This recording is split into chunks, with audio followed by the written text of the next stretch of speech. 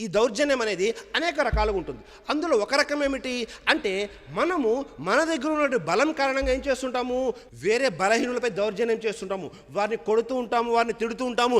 అనేక మంది వారిని చంపివేస్తుంటారు అకారణంగా. చంపేవాడికి తెలియదు ఎందుకు చంపుతున్నారో, చనిపోయిన వారికి తెలియదు ఎందుకు చనిపోతున్నారో, అకారణంగా చంపుతూ ఉంటారు. సోదరులారా, గుర్తుపెట్టుకోండి, మీరు ఎవ్వరు కూడా ముస్లింలైనా ముస్లిమేతరులైనా ఎవ్వరిని కూడా అకారణంగా చంపనేకూడదు.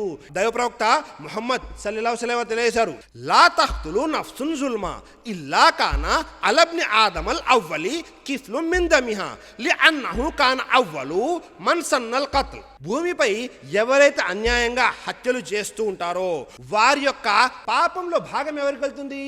ఆదం అలైహిస్సలాం యొక్క మొట్టమొదటి కుమారుడు ఎవరైతే కాబిల్ ఉన్నాడో అతనే ఈ భూలోకంపై చేసినటువంటి మొట్టమొదటి హత్య. ఈ పాపంలో అతనికి కూడా వాటా వెళ్తుంటుంది.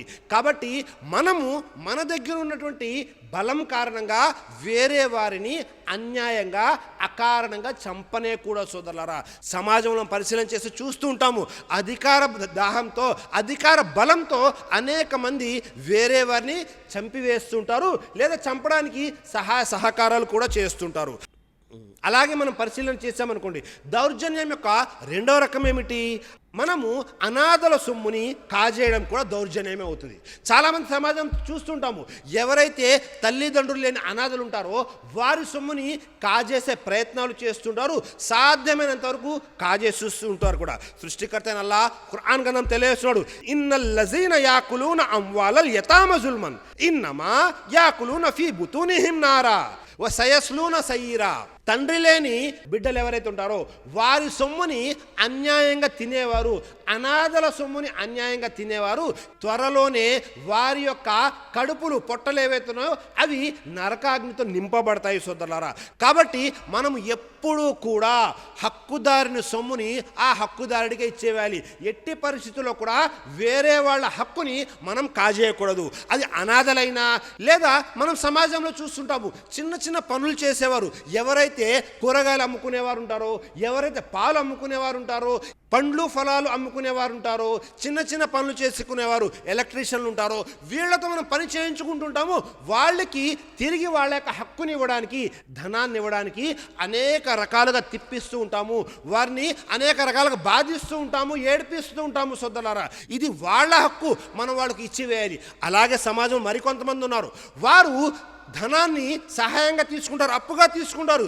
తీసుకున్న అప్పు తిరిగి ఇచ్చేటప్పుడు వాళ్ళేదో పెద్ద మహాకార్యం చేసేశారు అన్నట్లుగా వాళ్ళ హక్కు వాళ్ళకి ఇవ్వడానికి కూడా బాధపడిపోతూ ఇస్తుంటారు, లేదా వాళ్ళపై ఏదో జాలి చూపి డబ్బులు ఇచ్చేసినట్టు సమాజంలో చూపిస్తుంటారు. సోదరులారా, కాబట్టి ఇది కూడా దౌర్జన్యంలోకి వస్తుంది.